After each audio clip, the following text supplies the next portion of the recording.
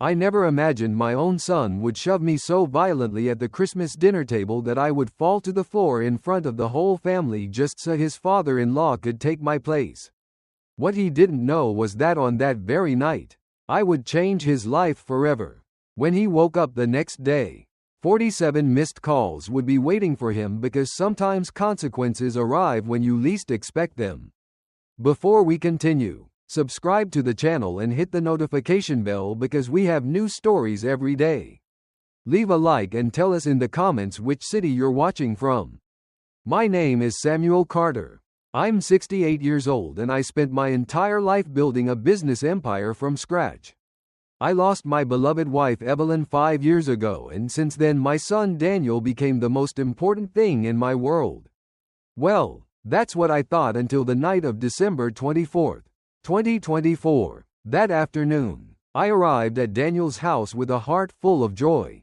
I had bought special gifts for my grandchildren, Liam and Sophie, and I brought a $300 bottle of wine I had been saving for a special occasion.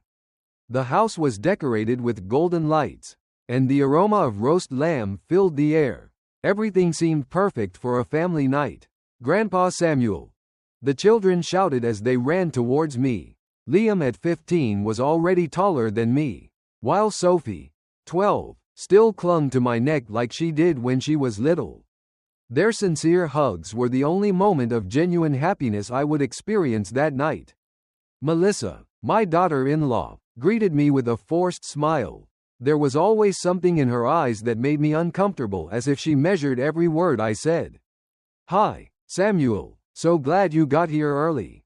Daniel appeared from the kitchen, but his greeting was distant, almost mechanical. "Hey, Dad, just leave your coat there." I noticed something strange in the atmosphere. There was a tension I couldn't quite identify. The table was set for 8 people, but there were only 6 of us. Daniel, Melissa, the kids, me, and we were waiting for someone else. "Is someone else coming?" I asked, looking at the extra place setting. "Yes. My father will be here in a moment," Melissa answered with a smile that didn't reach her eyes. She was referring to Richard Hawthorne, a 72-year-old businessman who had always been my silent competitor in the business world. When Richard arrived, everything changed. Daniel completely transformed, becoming helpful and attentive in a way I had never seen with me. "Mr. Hawthorne, what a pleasure to have you here. Come in, come in." I thought it was strange, but I decided to ignore it. After all, it was Christmas, and I wanted to enjoy it with my family. We sat down at the table, and I took my usual spot, the one that had always been mine. At family celebrations, at the head of the table next to Daniel, I had sat in that seat for years, ever since Evelyn passed away and family dinners moved to my son's house. But as Richard approached, Daniel looked at me with an expression I will never forget. Cold, calculating, ruthless. "Dad, I need you to get up from there." "What?" I asked, confused. "Why? That seat is for Mr. Hawthorne. He's the guest of honor." I felt like I had been slapped across the face. "Daniel's son, I've always sat here. It's my place in this family." The tension was so thick you could cut it with a knife. Melissa was looking down, uncomfortable. The kids had stopped talking. Richard stood there watching the scene with a mix of awkwardness and satisfaction. "Dad, don't make this difficult. Move. I don't understand." "Daniel, what's going on here?" That's when it happened. Daniel walked over to me, put his hands on my shoulders, and pushed me with such force that I lost my balance. My 68-year-old body couldn't handle the force and I crashed heavily to the floor in front of the entire family. The silence that followed was deafening. The children screamed my name. Melissa brought her hands to her mouth. Richard remained motionless, but I saw something in his eyes that chilled me to the bone. Satisfaction. From the floor, hurt and humiliated, I heard the words that would change everything forever. "This seat belongs to my father-in-law. Get out." In that moment, as I lay on the cold tile floor, something inside me broke. Not just my dignity, but something much deeper. The image I had of my son, The unconditional love I felt for him crumbled like a house of cards. The kids helped me up, their faces filled with confusion and pain. "Are you okay, Grandpa?" Sophie whispered with tears in her eyes. "I'm fine, sweetie," I lied, stroking her hair. But inside, a storm had begun to brew. Daniel had already taken his seat at the table as if nothing had happened. Richard occupied my chair without a word. Melissa served dinner with nervous movements. Avoiding my gaze, I sat in a side chair like a second-class guest in what used to be my own family. During the entire dinner, I watched how Daniel spoke to Richard with a respect he had never shown me. I watched how Melissa hung on every word of the man who now sat in my place. I watched how my grandchildren looked at me with sadness, unable to understand why their father had humiliated their grandfather.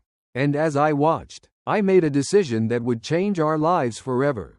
The dinner proceeded in a tense atmosphere that felt as thick as smoke. Every bite tasted like betrayal. Every laugh shared between Daniel and Richard pierced my soul like sharp daggers. My grandkids tried to fill the silence with innocent comments about their schoolwork. But even they could sense that something fundamental had changed in our family dynamic. "Liam got straight A's this semester," I commented, trying to reclaim some normalcy amidst the emotional chaos boiling inside me.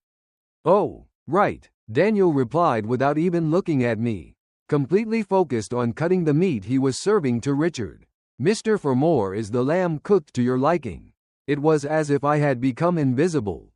For 42 years I had raised this man. I had taught him values, principles, given him everything I had and more.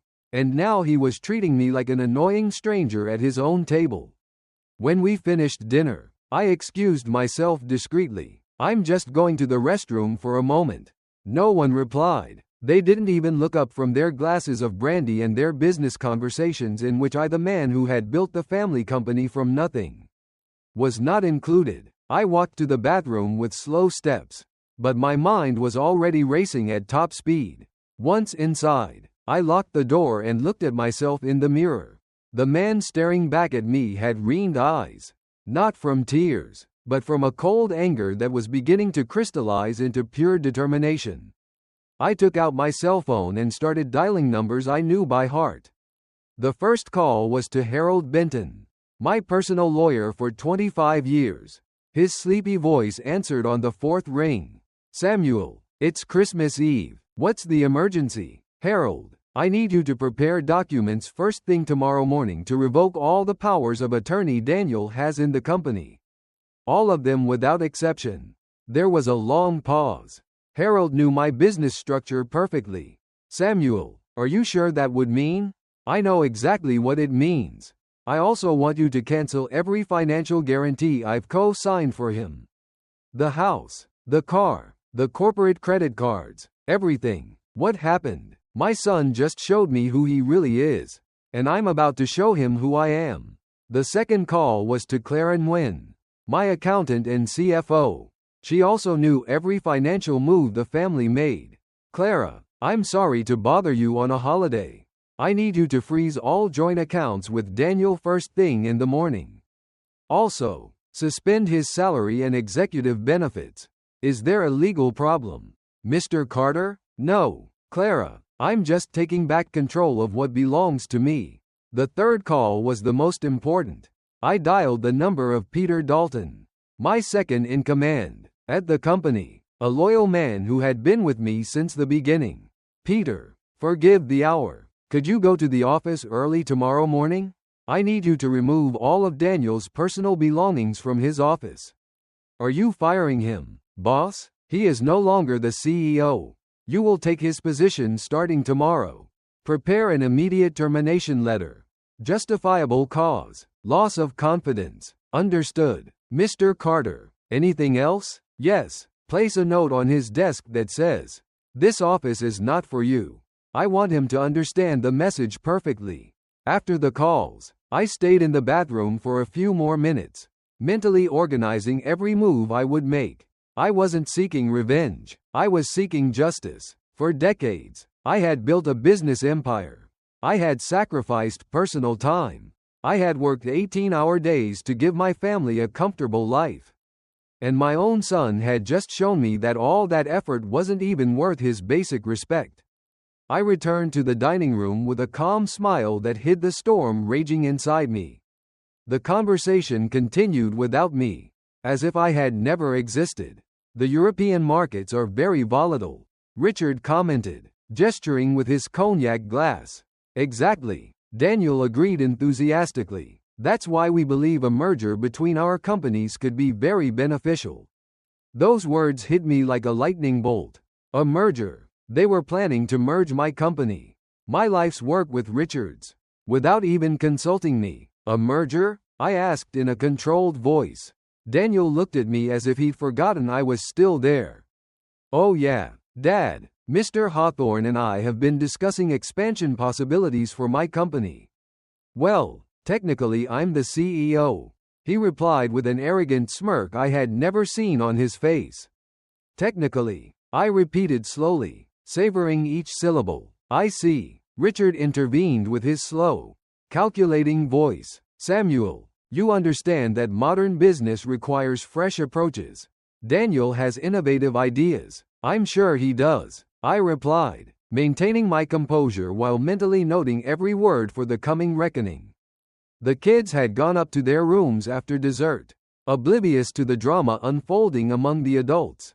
Melissa was clearing the plates with mechanical movements, clearly uncomfortable, but not daring to interfere in the men's conversation. I think it's time for me to leave, I finally announced, getting up from the side chair where I had been exiled. Sure, Dad, get some rest, Daniel replied without looking up from his cigar. He didn't even bother to walk me to the door. It was Liam who came running down the stairs when he heard I was leaving. Are you leaving already, Grandpa? I thought you were staying later like you always do. No, kiddo, I have important things to do tonight. Are you upset about what happened at dinner? My grandson's question pierced my heart. Even a teenager had sensed the injustice of the situation. I'm not upset, Liam. I'm disappointed. But sometimes disappointments teach us important truths. I don't understand. You will soon. Son, I love you very much. Always remember that. I left that house feeling strangely liberated. The cold December air filled my lungs as I walked to my car. In the driver's seat before starting the engine, I took out my phone again. I had one last call to make. Law Offices of Spencer. This is Samuel Carter. Forgive me for bothering you on Christmas Eve, but I need to change my will first thing tomorrow. Yes, it's urgent, very urgent. As I drove home, a smile formed on my face for the first time all night. Daniel had played his hand, believing he was in control, but he had forgotten one fundamental detail. I was the one who built the game board, and tomorrow he would discover the real rules. I arrived home around midnight.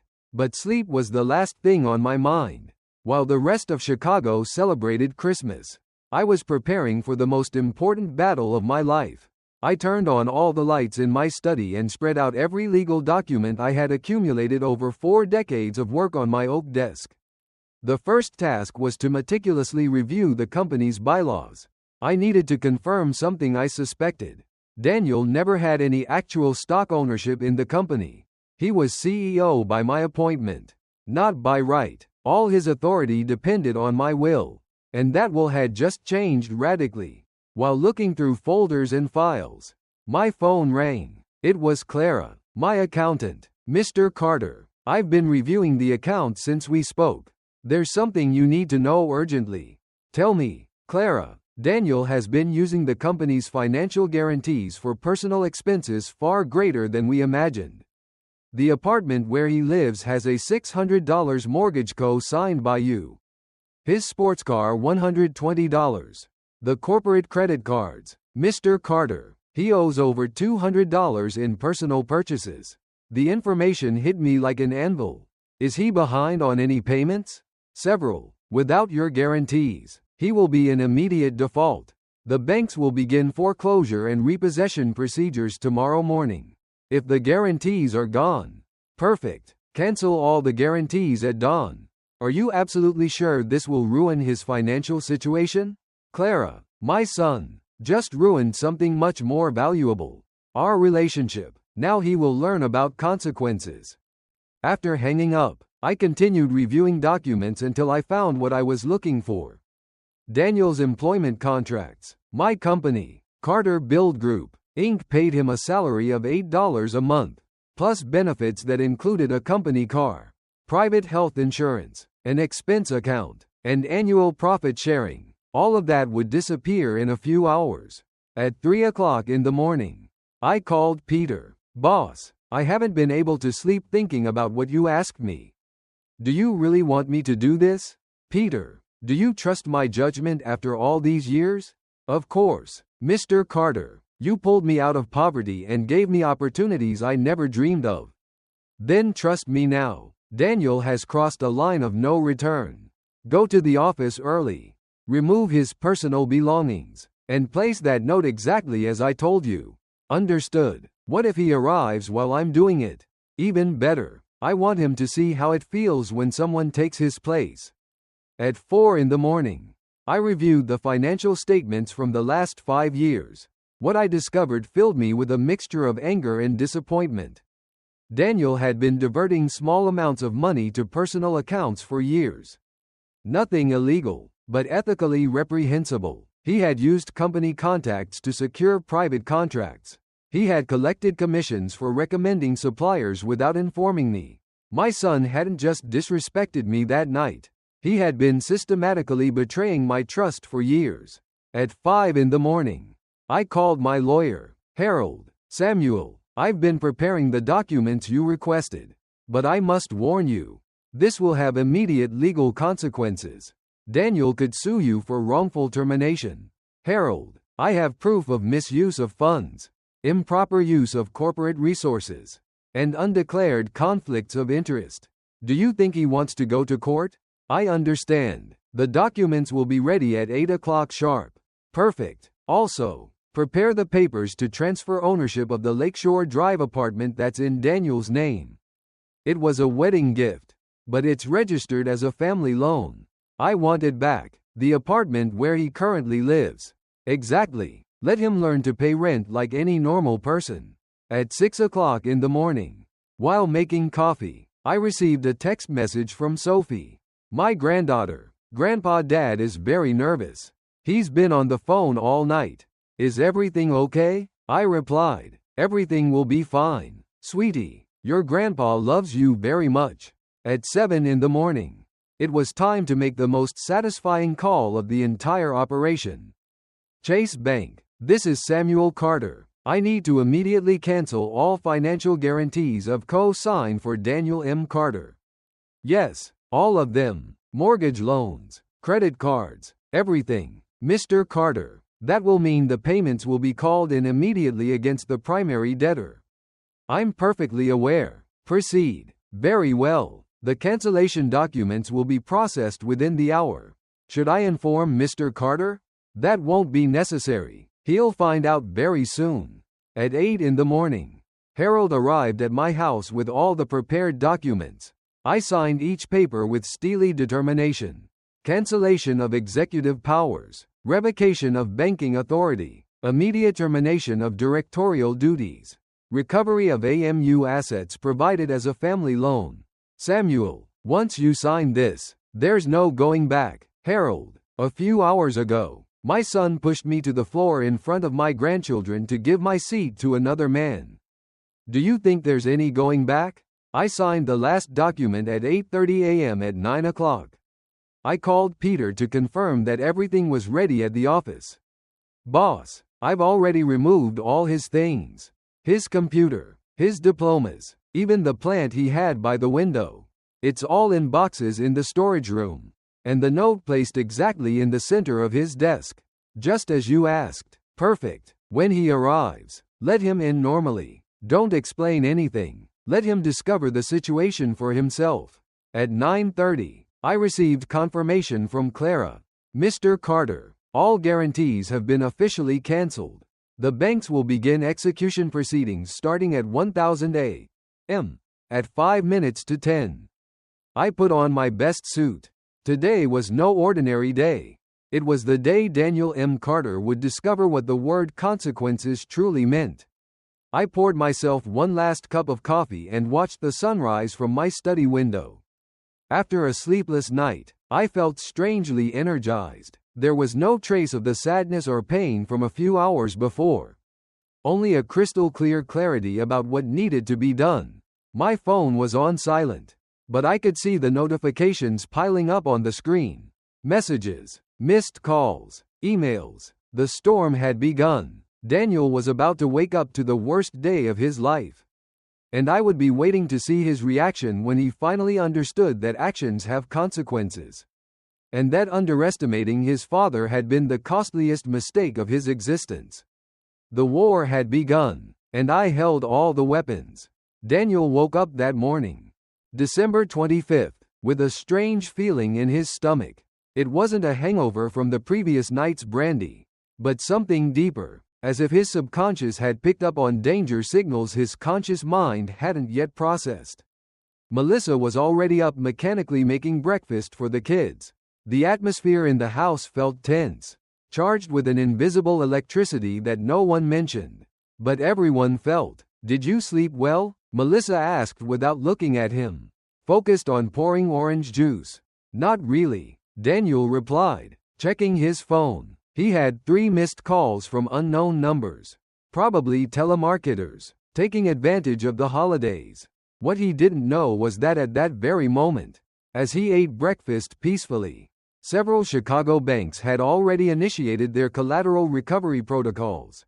The banking systems had automatically processed the cancellation of the guarantees in the early hours of the morning. At 10:15 a.m., Daniel received the first real call. "Mr. Carter, this is Monica Castillo from Bank of America. We need you to contact us urgently regarding your mortgage." "What's wrong?" "My mortgage is completely up to date, sir. The primary guarantee on your loan was canceled this morning. Without that guarantee, the loan is automatically in a state of immediate demand for payment." Daniel felt a rush of ice-cold water. "What guarantee? What are you talking about?" "The guarantee signed by Mr. Samuel Carter. Without it, you must pay the full debt or we will proceed with foreclosure." The call ended and Daniel stood there with the phone in his hand trying to process the information.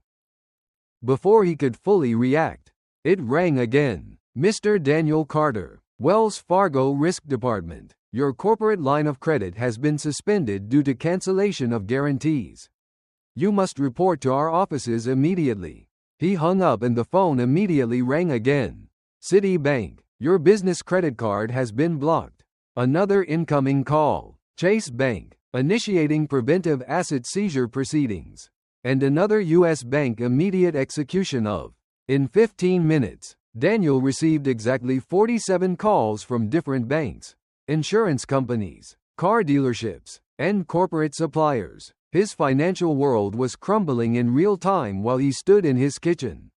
Still in his pajamas, Melissa watched the scene with growing horror. "What is happening, Daniel? Why so many calls?" "I don't know," he mumbled, but deep down a terrible suspicion was starting to form. His father's words from the night before echoed in his memory. "Technically, I'm the CEO."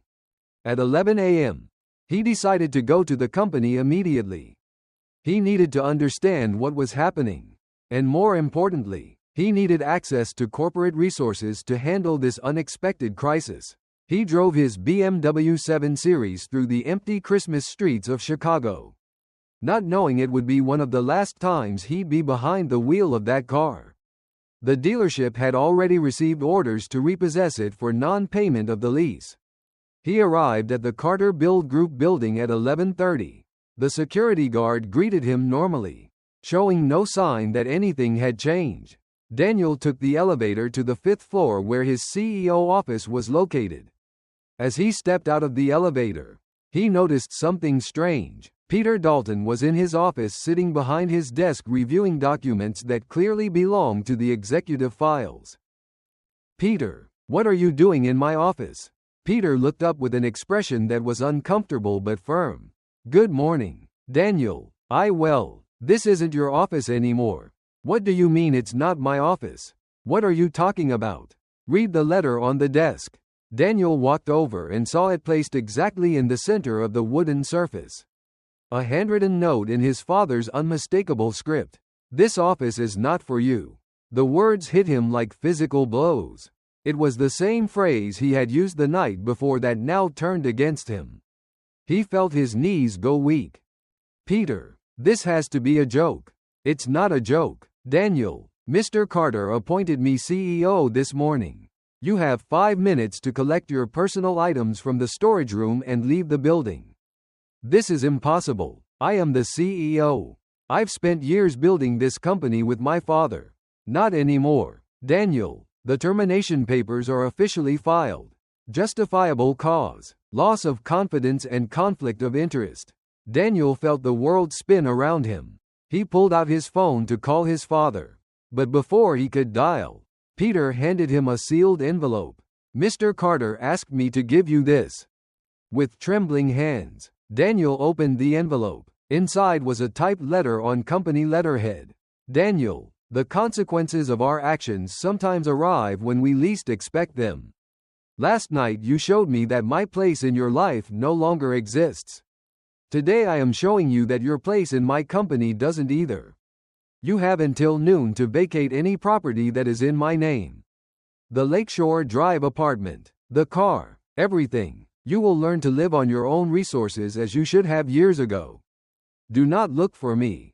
Do not call me. Do not try to use intermediaries.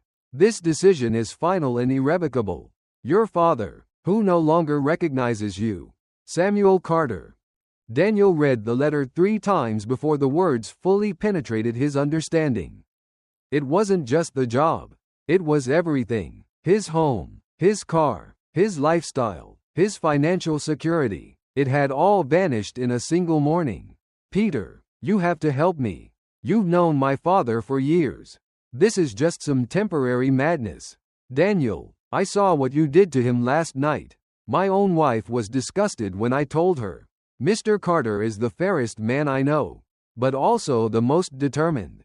When he makes a decision, there's no going back. But I'm his son, his only son. You were his son. Last night, you chose to be something else. Daniel walked out of the corporate building like a sleepwalker. In the parking lot, he found a tow truck hooking up his BMW. The driver showed him a court order for repossession due to non-payment. Wait, there must be a mistake. No mistake, sir. The lease is in default and has no guarantor. The vehicle is being repossessed immediately. For the first time in years, Daniel had to walk to the nearest subway station, shoulders slumped, clutching nothing but his phone and the harsh reality closing in around him. On the train, his phone never stopped vibrating. Banks, creditors, suppliers, demanding immediate payment. His world, once built on confidence and entitlement, was collapsing. And there was no one left to call for rescue. When he finally arrived at his Lakeshore Drive apartment, he found Melissa sitting on the sofa, tears streaking her face. She was holding a legal notice in her trembling hands. Daniel, we have 24 hours to leave the house. They're going to foreclose on the mortgage. What? That's impossible. We're up to date. Your father canceled all the guarantees. Her voice broke. We owe $600 that we don't have. Daniel sank into a chair, completely defeated. In less than 12 hours, he had lost his job, his car, his home, and his financial stability. And worst of all, he had lost his father. The words he had spoken the night before now echoed like a cursed spell. This seat belongs to my father-in-law. Get out. Now he was the one who was out of everything. Melissa alternated between tears and fury as she threw clothes into suitcases. This is your fault, she screamed. How could you be so stupid? Shoving your own father in front of the children? Melissa, calm down. This can be fixed. I just need to talk to him. Talk? Daniel, he's taken everything from us.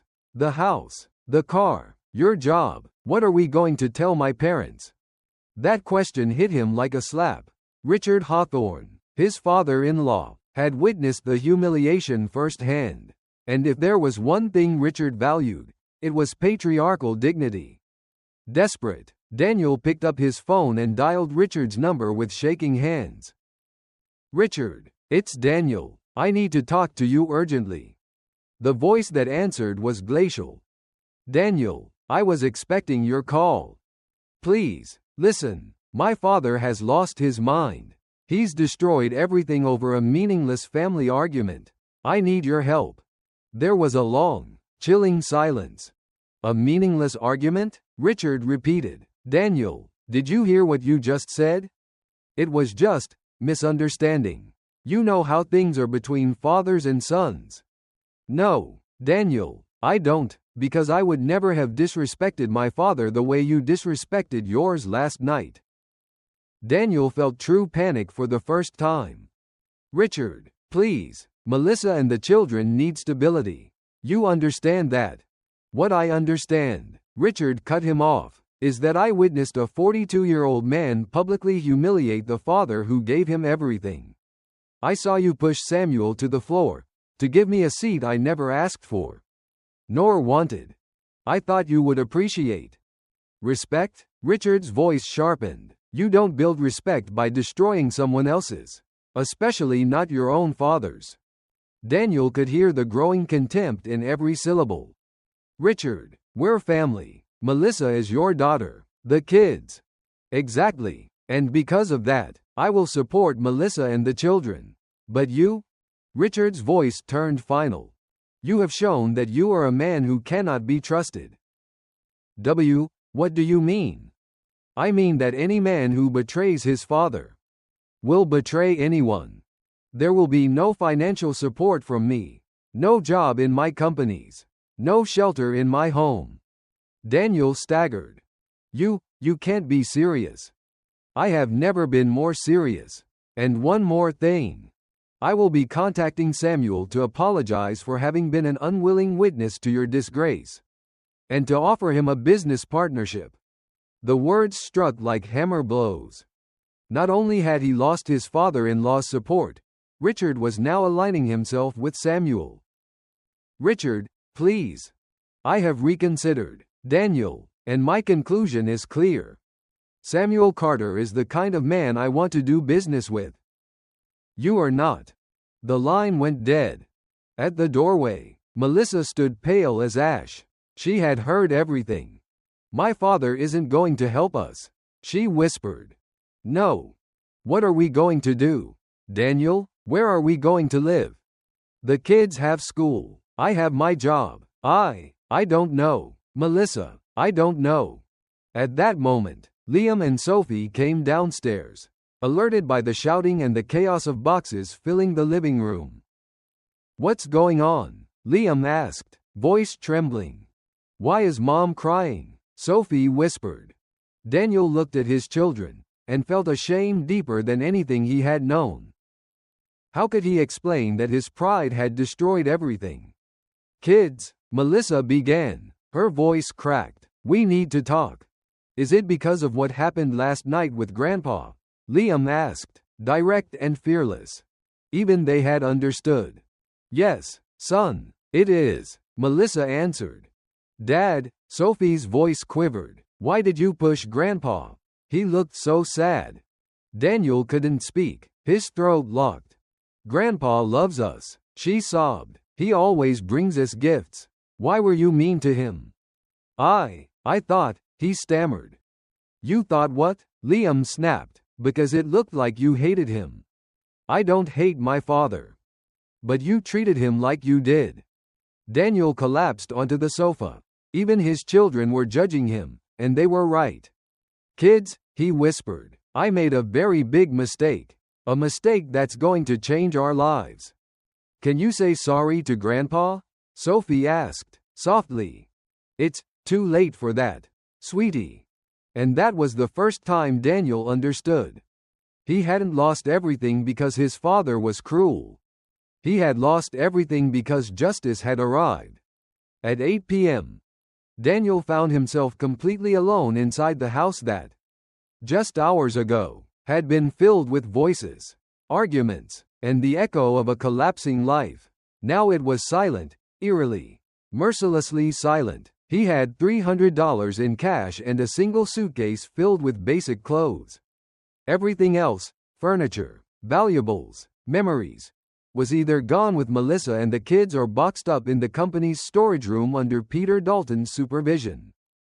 He stepped outside, locking the door to what was no longer his home. Christmas lights still flickered across the neighborhood, mocking him with images of warmth, family, belonging. Couples walked hand in hand. Children ran joyfully with new gifts. Everyone had somewhere to go. Everyone except him. He wandered aimlessly through the icy streets of Chicago until he reached a cheap hotel near Union Station. The receptionist barely looked at him as he slid $200 bills across the counter. 3 nights, she muttered, handing him a key. Room 214. The room was small, a single bed, a nightstand, a tiny bathroom, and a window overlooking a shadowed alley. The wallpaper peeled at the corners.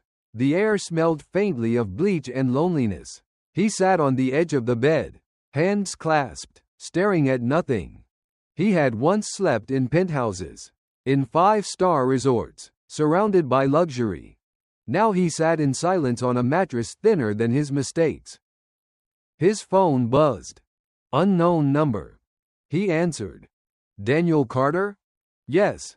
This is Mark Delgado, from Delgado and Associates. I represent Mr. Samuel Carter. Daniel froze. I am calling to inform you, Delgado continued, voice sharp and professional, that any attempt at direct or indirect contact with Mr. Carter will be considered harassment. This includes phone calls, messages, visits, or using third parties. Any violation will result in immediate legal action, including a restraining order. He's my father. Daniel's voice cracked. Legally, Mr. Carter has exercised his right to sever personal relations. His decision is final. The line went dead. Daniel sat perfectly still, the phone still pressed to his ear. It wasn't just financial ruin anymore. It wasn't just humiliation. This was exile. He stood and walked to the bathroom mirror. The man staring back at him looked 15 years older. Unshaven, eyes sunken, hair disheveled. Not the CEO. Not the golden son. Just a man stripped bare by consequence. How quickly a life can burn. That night, he lay in the narrow bed, eyes open, listening to distant sirens echo through downtown. He replayed his father's fall, the thud, the silence, the eyes of his children. This seat belongs to my father-in-law. Get out. It had taken less than 30 seconds to destroy 42 years. 3 days passed. No calls. No messages. Not from Melissa. Not from Liam or Sophie. Not from friends, because he had never built friendships. Only alliances. And alliances vanish when power does. He dialed Melissa, but she didn't answer. He dialed again. Voicemail. He considered calling Samuel, but fear stopped him. Not fear of rejection. Fear of proving his father right. On the 4th day, his phone buzzed. Dad? He nearly fell off the bed. Liam? Son? How? I'm using Mom's phone. She doesn't know. Liam's voice trembled. I need to tell you something important. Grandpa came to see us. Daniel couldn't breathe. When? He whispered. Yesterday, when Mom was out shopping. Grandpa Richard let him in. They sat us down. He looked sad. Dad, sad, but strong, like when he makes big decisions at the company. What did he say? He told us what happened between you and him had nothing to do with us. That he loves us just the same. That grandparents and grandchildren must never be punished for adult mistakes. A tear escaped Daniel's eye. Even in total war, his father had protected the children. Sophie asked if he was mad at us. Liam continued softly. He hugged her and said he could never be angry at us, because we did nothing wrong. Daniel covered his mouth, fighting the sound that escaped his chest. And, Mom? He asked. She was nervous when she got home. But Grandpa was polite. He told her he respected her choice to separate from you. Another blow. His father hadn't just cut him off, he had validated those who left him. Dad, can I ask you something? Yes, son. Why did you do it? Why were you so cruel to Grandpa? Daniel closed his eyes, as if that could stop the truth from finding him. I thought I was doing the right thing. I thought showing respect to Grandpa Richard meant. Dad, Liam interrupted, his voice steady. Showing respect to one person doesn't mean you destroy another. I learned that when I was 8. He was silent. The boy, only 15, had spoken a truth the man at 42 had never understood. You're right, Daniel whispered. I made a terrible mistake. There was a pause. Dad, can you fix it? I don't know, son. Your grandfather is very hurt. But you're hurt too, right? Mom says you lost your job in the house. Yes, I lost everything. Did you lose it, or was it taken away, as a punishment? Daniel froze. He couldn't answer. Like when they take my PlayStation if I break the rules. Liam said quietly, actions have consequences. Daniel finally whispered, yes, son, I deserved it. Then maybe Grandpa isn't being mean. Dad, maybe he's being fair. For the first time, Daniel Carter realized he hadn't become a victim. He had become a lesson. 2 weeks after the collapse of his life, Daniel had nearly exhausted what little money he had left. $100 had vanished on cheap meals and transit fares while he roamed the streets of Chicago, searching for work like a ghost of the man he used to be. His resume, once a golden ticket, now served as an obituary of entitlement. We're sorry, Mr. Carter, we don't have any openings. Behind every polite smile was the unspoken truth. No one wanted to hire the man who betrayed Samuel Carter.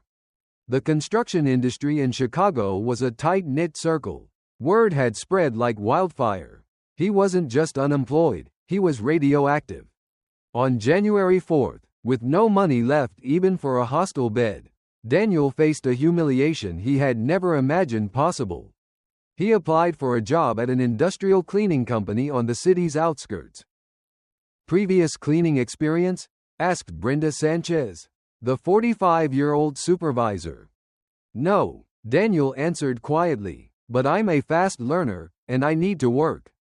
Brenda studied him. She was a woman who had survived life the hard way. She recognized 2 things when she saw them: desperation and the beginning of humility.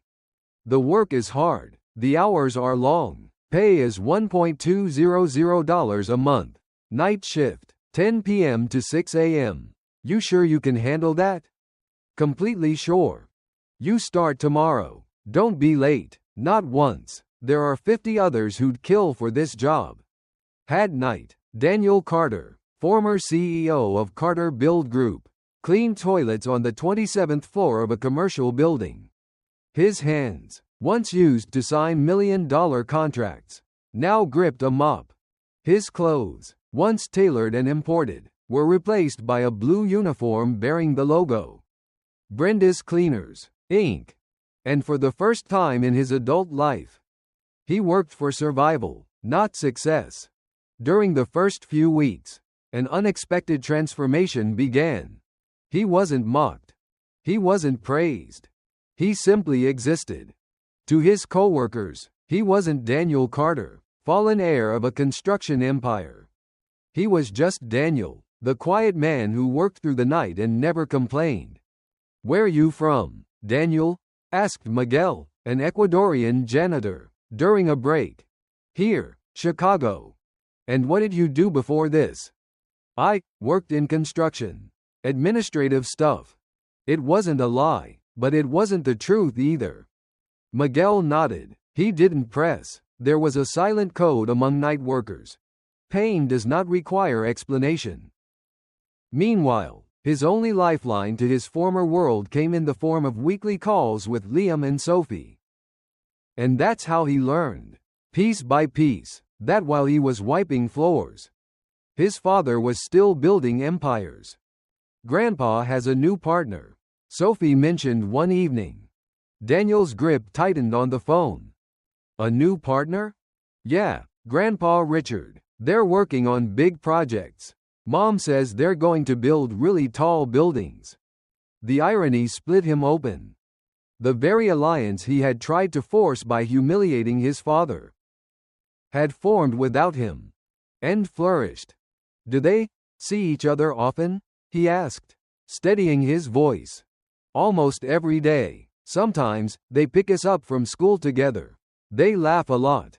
Daniel ended the call early that night. He wasn't just cut off from his father. He had been replaced. A month passed. His body hardened from physical labor. His hands, once soft, now bore calluses. His expensive watch was gone, pawned. His meals were simple: rice, bread, leftover cafeteria soup. But for the first time in his life, he began to understand the dignity of work. No privileges, no shortcuts, only sweat. One night, while cleaning the 52nd floor of the Willis Tower, he paused before a massive window, the Chicago skyline glittering beneath him. He remembered standing like this once, in an executive office, whiskey in hand, mistaking power for worth. Now he stood with a cloth in hand, and for the first time, he knew which version of himself was stronger. It wasn't hope he felt that night. It was something rarer. Possibility. But fate was not finished with Daniel Carter. Because soon, he would see his father again. Not face to face, but from the shadows. And with that glimpse, he would finally understand what kind of man Samuel Carter had always been. March arrived in Chicago, carrying with it the early promise of spring. By then, Daniel had been working as a night cleaner for 3 months. His life, though stripped of luxury, had settled into a rhythm anchored by labor, silence, and survival. He no longer checked his bank balance. There was nothing to check. He no longer checked social media. There was nothing to boast. He no longer checked his reflection. There was nothing left of the man he once was. But each night, as he scrubbed floors under fluorescent lights, he was unknowingly building something he had never possessed before. Character. One afternoon, after a failed job interview at a small renovation firm, a position he had once been far too proud to consider, Daniel decided to walk through Lincoln Park. He needed air, space, a moment where he wasn't trapped beneath ceilings he didn't own. That's when he saw them. On a bench near the pond, with architectural plans spread across a portable table, sat Samuel Carter and Richard Hawthorne. They were deep in conversation, animated, focused, like partners, like brothers. Samuel looked different, rejuvenated, his posture strong, his gestures lively as he traced lines on the plans with a red pencil. He was not the grieving widower or the betrayed father that Daniel remembered. He was a builder again. A leader. A man unburdened.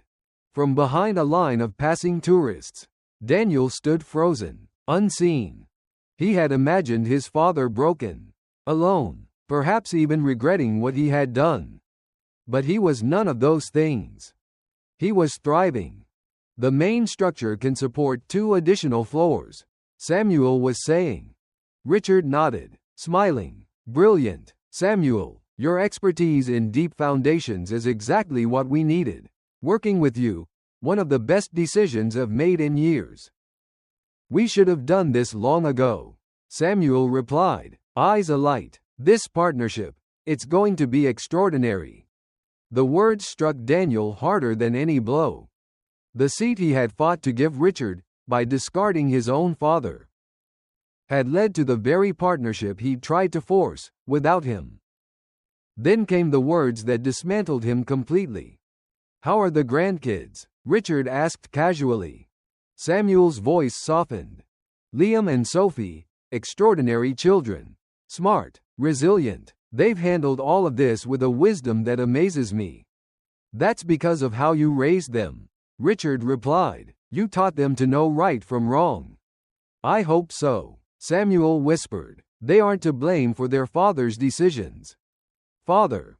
Not Daniel. Not my son. Father and son no longer belonged in the same sentence. Then, after a pause, Richard asked quietly, "Do you ever feel tempted to reconcile with him?" There was silence.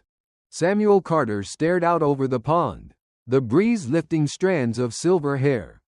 "For 42 years, he said slowly, I believed I knew my son. I believed I raised a man of values, principles, respect for family. On Christmas night, I discovered I was wrong." Richard nodded but said nothing. "People can change," he continued, "but real change requires real consequences. If I forgive him easily, what does he learn? What lesson do my grandchildren receive about acceptable behavior?" He exhaled. "It's not about punishing him forever. It's about him understanding the value of what he destroyed. Maybe, one day, he'll prove he's learned. But that day hasn't come." Daniel stepped back, heart hammering. They hadn't seen him. They didn't know he had been there. He turned away slowly. He did not cry. Not because he wasn't broken, but because he finally understood. His father was not cruel. His father was consistent. Samuel Carter was not waiting for an apology. He was waiting for evidence. Not of regret, but of transformation. That night, as Daniel cleaned offices in the financial district, he asked himself a question that had never entered his mind before. Have I truly changed? Or am I simply waiting to get my old life back? For the first time, the answer terrified him. Because he knew he had been enduring consequences, but he had not yet earned redemption. From that moment on, his journey was no longer about reclaiming what he lost. It became about becoming someone worthy of what he once took for granted. December returned to Chicago, 1 full year after the night that shattered Daniel's life. The streets were dressed in lights again. Shop windows filled with smiling families, glittering trees, warm reunions. But this year, Daniel Carter walked among them unseen, a silent figure in a second-hand coat, carrying groceries instead of prestige. His transformation had not been sudden, nor dramatic. It had been slow, relentless, chiseled into him through isolation, labor, and silence. He no longer envied the successful. He no longer despised the humble. He no longer sought approval. Because for the first time since childhood, he respected himself. At Brenda's Cleaners, Inc., his quiet dedication had been noticed. "Daniel," Brenda said one night, arms crossed but eyes softer than usual, "I want you to coordinate the night team for the new contract at Keough Towers. The client specifically requested you." It wasn't luxury. It wasn't power. It was dignity. The raise, to $1,800 a month, allowed him to leave the shared room he once rented and move into a small but private apartment in a working-class neighborhood. The furniture was second-hand. The kitchen was small, but on the wall, he had placed only one thing: a photo of Liam and Sophie. His weekly calls with them remained the brightest part of his life. "Dad, are you really okay?" Sophie asked during their last conversation. "I'm okay, sweetheart. You sound different, calmer." "Calmer?" "Yeah, before, you always sounded like you were hurrying to somewhere important. Now, you sound like you're already there." Her innocent observation pierced deep. She was right. For the first time, Daniel wasn't chasing anything. He was building something. "Are you ever going to try to talk to Grandpa Samuel?" Liam asked. "I don't know," Daniel answered carefully. "That decision isn't just mine." "But, would you want to?" He thought before responding. "I'd like for him to see that I've changed. Not to get back what I lost, but so he knows his son finally learned the lessons he tried to teach me all his life." On Christmas Eve, Daniel finished his night shift in the financial district, alone in an empty executive floor at 3 a.m. He stood before a glass wall, watching snow drift across the silent skyline. A year ago, he had everything money could buy, and he was spiritually bankrupt. Now, he had almost nothing, and he had never felt richer. His phone buzzed. It was a message from Liam. "Dad, Grandpa Samuel asked about you today." His heart raced. What did he ask? He asked if we knew how you were doing, if you had a job, if you had a place to live. And what did you say? We told him you seemed okay, but you didn't give details because you didn't want to worry us. How did he react? He was quiet for a long time. Then he said, "I hope he's learning what he needs to learn." It wasn't forgiveness. It wasn't invitation. It was something far more meaningful. Cautious hope. That night, Daniel did not go home. He walked instead to the Fourth Presbyterian Church, open for late-night Christmas service. He wasn't religious, not truly, but suffering and reflection had drawn him toward silence, toward places where a man could face himself. He sat in the back pew, surrounded by candlelight and strangers. No family, no title. Just a man. A man finally at peace with consequences. He realized one thing with perfect clarity. He didn't need reconciliation to be whole. He needed acknowledgement. Not from the world. Not from his children. From his Father. So he made a decision he had been putting off for months. He would not call. He would not visit. He would not plead. He would write a letter. Not to beg. Not to ask. But to say the only words he had never truly said. Thank you. In the early hours of Christmas morning, with a cup of cheap coffee on a bare wooden table, in a tiny apartment that smelled faintly of detergent and hope, Daniel Carter began the most important letter of his life. Dear Dad. He stopped. That title, Dad, no longer belonged to him. He crossed it out. And began again. Dear Samuel. I know I have no right to address you, and I fully respect your decision not to have contact with me. This letter does not seek forgiveness or reconciliation. I simply need to tell you a few things I've learned this year. He wrote for 4 hours. He did not describe loss. He described growth. He did not speak of suffering. He spoke of responsibility. He wrote, "For 42 years, I believed I deserved everything because I was your son. Now I understand I deserve nothing simply for being born with privilege. Respect is earned through actions, not names. Dignity is built through character, not success." He wrote of work, of cleaning floors, of learning humility. He wrote of watching Samuel and Richard from a distance, and finally understanding. You didn't need a CEO for a son. You needed a man who respected you. He wrote of that Christmas night. There is no excuse for what I did. It was not a mistake. It was a choice. To protect my pride at the expense of your dignity. That was betrayal, and it deserved every consequence that followed. He wrote of Liam and Sophie. Your grandchildren have shown me more maturity this year than I ever showed you in my life.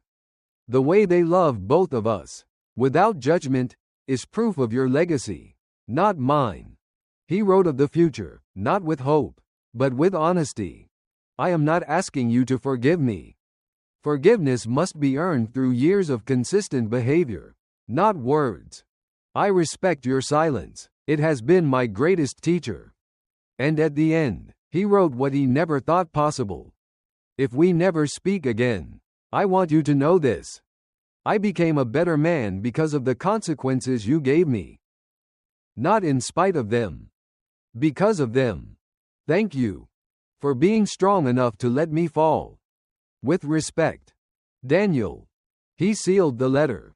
He did not send it immediately. He read it every night for a week, making sure every word was truth, not emotion. And then, he mailed it. Would you like me to continue to the final part, part 10? Where Samuel responds with a single page. Not with forgiveness, but with something even greater? 3 weeks passed after Daniel mailed the letter. He returned to his routine, night shifts, quiet dinners, silent reflections. He no longer checked his phone expecting anything. Hope, for him, was no longer a craving. It was a discipline. Then, one cold January afternoon, he returned to his small apartment and found an envelope slipped under his door. No sender name. No company seal. Just his name, written in a handwriting he had known his entire life. Samuel Carter. His heart did not race. His hands did not tremble. He simply sat down, placed the envelope on the table, and stared at it for a long time, understanding that whatever was inside would be final. When he finally opened it, he found a single page. No introduction. No apology. No theatrics. Just truth. Daniel, I received your letter and have read it several times. I am glad to know that you are alive, working, and growing as a person. That growth is exactly what I had hoped would happen. I am not ready to resume a personal relationship with you. Perhaps I never will be. But I want you to know this. I am proud of the man you are choosing to become. Stay on that path. Samuel. That was all. No promise of reunion. No invitation for reconciliation. Not forgiveness.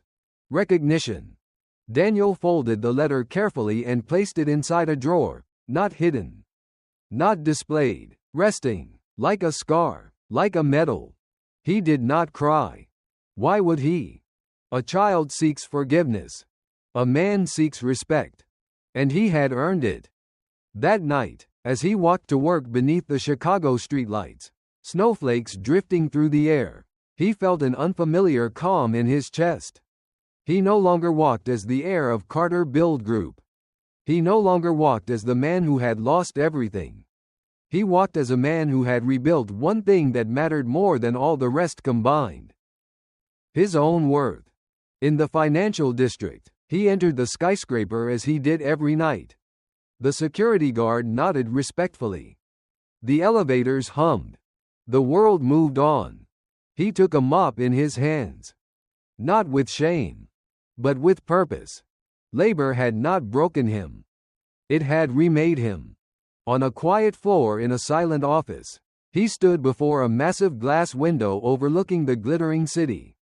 A year ago, he believed success meant being above others. Now he understood. Success means being worthy of yourself. He whispered, not a plea, not a prayer. Thank you, Dad. Not to be heard. Only to be true. And that was the end. Not of the story, but of excuses. A father had given the greatest gift a man can ever give to his son. Not protection. Not wealth. Not forgiveness. Justice is not cruelty. Silence is not hatred. Sometimes, the hardest way to love is to let someone fall, so they may crawl, then walk, then stand. As men, thank you for walking through this story until the very end. This wasn't a tale of revenge, but a journey through consequence, dignity, and the silent strength it takes to change. If it touched something in you, a memory, a scar, a lesson, then this story has fulfilled its purpose. We don't always get second chances with others, but we can earn them with ourselves. Thank you for watching, for feeling, and for staying. Until the next story, take care of your heart, and take responsibility for your soul.